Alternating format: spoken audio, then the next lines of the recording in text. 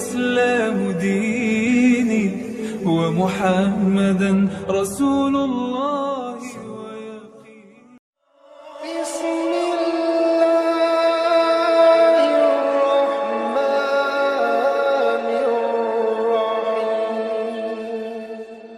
Ya. Iya. Jangankan Al-Qur'an loh. Dulu ketika perang salib kedua, itu banyak perpustakaan Islam yang dibakar kan? Nah, Iya. ketika perpustakaan Islam semua dibakar, buku-buku dibuang ke laut sampai seolah menjadi jembatan di laut itu karena saking banyaknya buku-buku yang dibakar, yang dibuang. Saat itu umat Islam bingung. Ini gimana ini? Padahal keilmuan Islam itu semuanya ada di buku. Nah, dikira jangankan Nabi Muhammad ya. Kita ada usah jauh-jauh kepada Nabi Muhammad. Ini umatnya yang bernama Al-Imam Ibnu Shalah. Beliau mengatakan di depan para kaum muslimin, kalian jangan khawatir, saya hafal satu perpustakaan itu. Jadi besoknya langsung dicatat lagi, dapat beberapa bulan langsung jadi perpustakaan lagi. Dan persis seperti yang dibakar-bakar itu, isinya persis. Ayo, ini baru ulama loh ya, belum setingkat Nabi. Apalagi cuma Al-Quran ya, banyak nanti akan terjadi penulisan kembali. Karena di Indonesia saja tercatat sangat banyak yang hafal Al-Quran. Perpustakaan dibakar itu loh. Cuma cukup butuh satu orang saja, Imam Ibnu Shalah. Belum Imam Syafi'i yang di atasnya itu. Belum Imam Ahmad bin Hanbal yang hafal 1 juta hadis. Gitu loh. Jadi jangan dikira riwayat yang ada di dalam agama Islam itu jangan dikira remeh.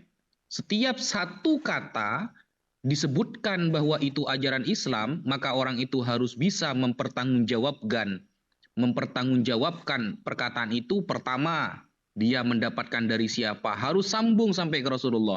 Kedua, bertentangan atau tidak dengan hukum pokok-pokok di dalam Al-Quran. Ketiga, saksinya siapa? Dan saksinya pun harus orang-orang yang hebat. Seperti itu. Lanjut, Bang Dewa. Aku ngomong dong, ngomong bentar aja. Ya, Lanjut, silakan Bunda. Iya, aku ngomong ya. Ya, ini sebenarnya gini sih. Nanti mohon dikoreksi juga ya Ustadz Alwan, Ustadz Wafi sama Bang Mahadewa. Mas Nandar juga lah, koreksi juga nih. Jadi gini sih, kalau untuk beragama sih sebenarnya kita tuh bisa memutuskan kok.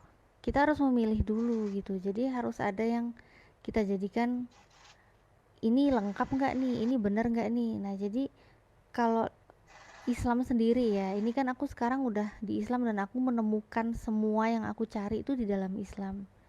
Jadi ada 3 aspek sih kalau buat aku dalam beragama tuh penting banget, dan ini hanya di dalam agama Islam yang aku temuin. Nah jadi sebenarnya kalau 3 aspek ini itu ada aspek teologis, terus aspek ibadahnya sama muamalahnya gimana.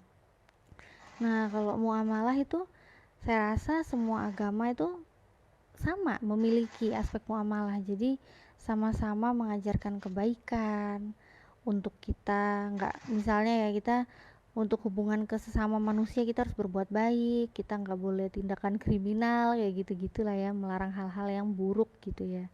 Itu sama, aspek muamalah ini dimiliki sama semua agama. Tapi ada aspek-aspek lainnya, 2 aspek yang paling penting yang ini nggak ditemui di agama manapun ya. Yang aku temui ini cuma ada di Islam dan ini lengkap banget. Nah jadi yang pertama aspek selanjutnya itu ya selain muamalah yang hanya dimiliki Islam ini aspek teologisnya. Itu jelas. Jadi yang disembah sama orang Islam, yang disembah di dalam agama Islam itu jelas Tuhannya. Jelas Allah disembah. Kenapa kita tahu Allah itu disembah? Kita tahu dari kitab suci yang ada. Kitab sucinya benar nggak nih datangnya dari Allah? Karena kalau kita tahu kitab sucinya ini benar apa enggak, 100% ini kitab sucinya bisa dipertanggungjawabkan kebenarannya, nggak ada kesalahan sekecil apapun, maka kita bisa kenal Tuhan yang benar itu seperti apa. Nah, ini di dalam Al-Quran jelas Allah sendiri menyatakan bahwa tiada Tuhan selain Allah. Nah, jadi benar-benar konsep teologisnya itu aku dapetin gitu loh, aspek teologisnya itu aku dapetin di dalam agama Islam. Jadi nggak ada yang namanya simpang siur Tuhan itu seperti apa, konsepnya harus terkonsep dulu, Tuhan jadi begini jadi begitu. Enggak, jadi ini bukan Tuhan jadi-jadian, tapi benar-benar Tuhan yang benar, Tuhan semesta alam. Nah, ini yang aku dapatkan di dalam agama Islam, aspek teologisnya jelas banget. Dan yang terakhir ini ya, aspek ketiga itu aspek dalam ibadah. Nah, di mana aspek ibadah ini juga tuntunannya jelas. Dari mulai perintah ibadahnya, perintah dari Allah, terus cara kita dalam beribadah, semua ada aturannya. Aturannya juga datangnya dari Allah, jadi nggak bisa kita modif gitu ya. Aku nggak suka aturan yang ini, oh ini ada ngajarin kayak gini, enggak. Tapi semua intinya, syaratnya, ibadahnya itu semua datangnya, perintahnya dari Allah. Nah, jadi kita nggak akan bingung ibadah yang benar itu gimana sih, ibadah yang diterima Tuhan itu kayak gimana sih. Tuhan menyuruh makhluknya itu harus menyembah Dia dengan cara apa sih. Nah, di sini di dalam Islam udah nggak ada kebingungan kayak gitu, karena semuanya udah diatur, Allah yang atur langsung. Jadi dalam beribadah, apa yang harus kita lakukan, cara ibadahnya, bahkan sampai hal pakaian ibadah pun juga kita diatur. Sebelum beribadah pun juga ada aturan yang sangat-sangat tidak bisa dilanggar, syarat yang harus wajib ya, harus sunnah wudu gitu ya, wudu sebelum kita sholat gitu kan. Nah, kita harus berwudu, kemudian sholatnya juga aturannya ya gimana, pakaian sholat, bermukena, batas-batas aurat yang harus ditutup, semua jelas gitu. Nah, jadi alhamdulillah kalau kita bisa menganalisa ya, intinya ya, kita menganalisa sebenarnya apa sih yang kita butuhin dalam beragama gitu. Nah, jadi kalau yang kita butuhin dalam beragama sebenarnya 3 aspek ini aja udah jelas gitu. Nah, ini yang aku bilang, aspek ini hanya bisa ditemukan dalam agama Islam. Kalau aspek muamalah, semua agama saya rasa sama aja mengajarin kebaikan kepada sesama kan. Tapi kalau aspek yang lainnya ini loh, aspek teologis dan ibadahnya, Masya Allah, itu hanya ada di dalam agama Islam.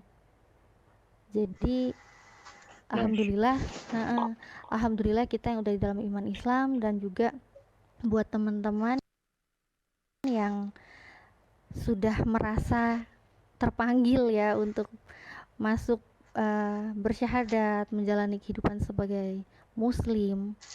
Insya Allah kalau memang Allah sudah memberikan hidayah, sudah menunjukkan kebenaran, jangan sampai kita tolak kebenaran itu. Karena banyak orang pengen dapat hidayah, kebenaran udah ditunjukin tapi nggak sadar-sadar. Nah, ini buat teman-teman yang udah sadar kebenaran ada di dalam Islam, jangan sampai tunda kebaikan. Karena kita nggak pernah tahu umur kita sampai kapan. Allah memberikan kita usia sampai kita terakhir melakukan apa gitu ya, kita nggak ada yang tahu gitu. Jadi jangan menunda-nunda kebaikan lah, karena syahadat itu penting banget, salah satu kunci syarat utama ya kita untuk bisa mendapatkan surga gitu. Nah, karena kalau kebaikan kita bisa melihat orang baik itu banyak ya, kita banyak ketemu orang baik, tapi nggak semua orang baik itu bisa mendapatkan surga loh. Nah, karena yang namanya surga itu pasti bisa didapatkan dengan cara yang pertama, orang itu beriman kepada Allah. Itu. Jadi kalau orang baik tapi dia kafir, pasti kebaikannya dibalas kok, tapi gak akan mendapat balasan surga. Kebaikannya orang kafir itu, orang yang gak beriman kepada Allah itu, Allah akan balas selama dia di dunia, dan itu pasti karena Allah itu adil, maha adil.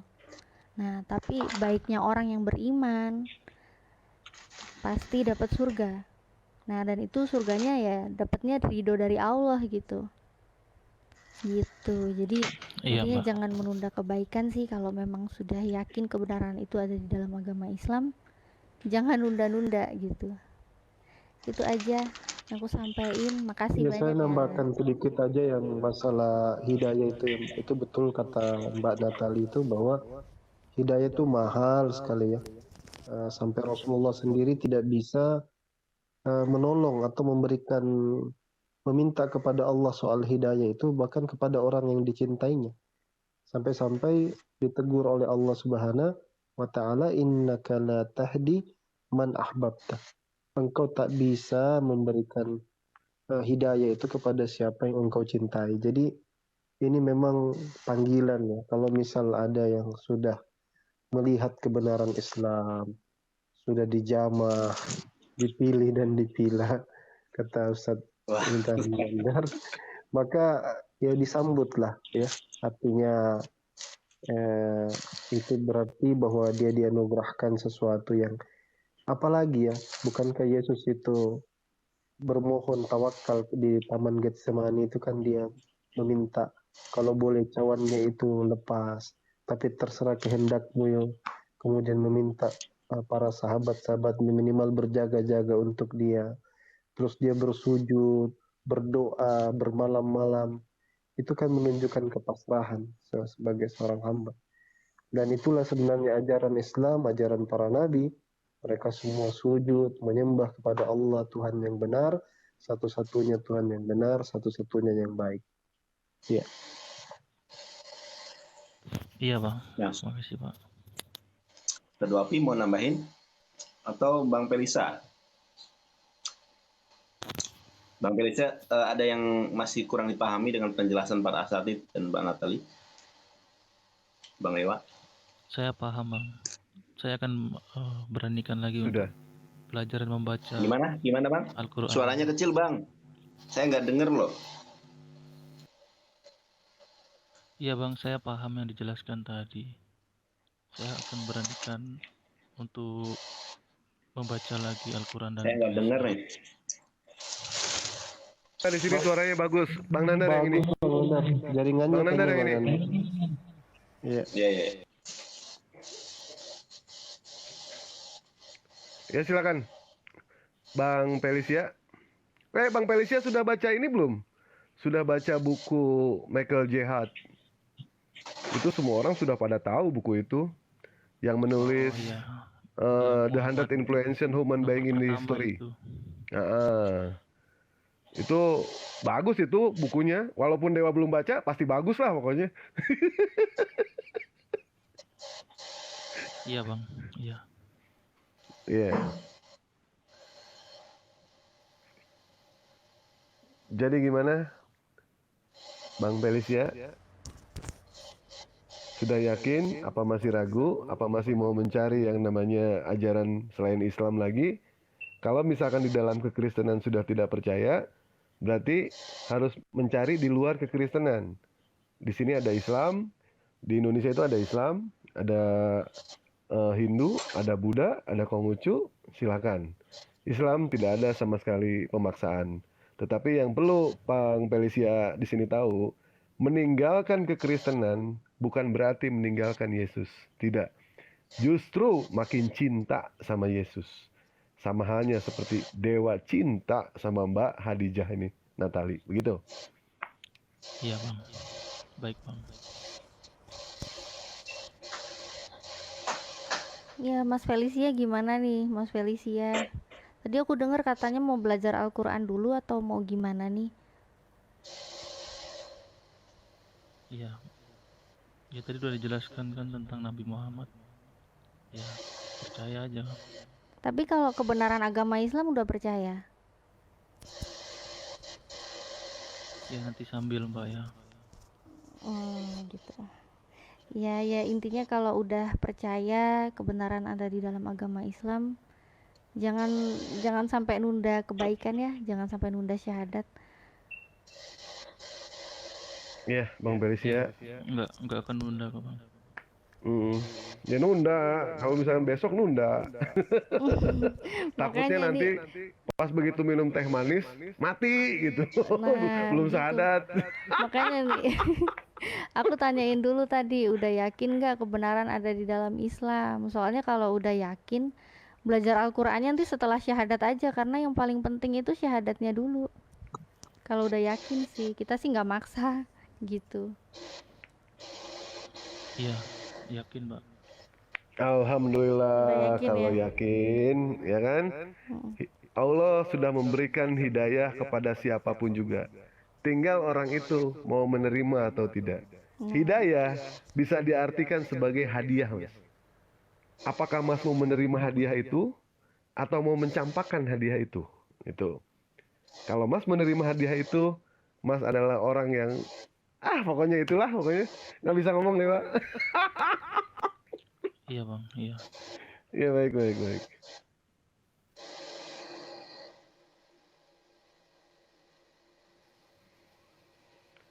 Keputusan ada di Bang Felicia ya. Di sini mumpung ada Pak Ustadz Alwan sama Mbak Naja, Pak Naja sama Mbak Hadijah. kita nggak ada yang tahu loh Mas Felicia, umur kita itu Dibimbing sampai aja mbak. kapan. Alhamdulillahirobbil alamin. Jadi Masya Allah ya, ini malam yang mubarakah. Alhamdulillah di malam ini sekaligus ya dua orang ini. Insya Allah kita bimbing. Dan benar itu. Kalau keyakinan itu sudah di dada ya.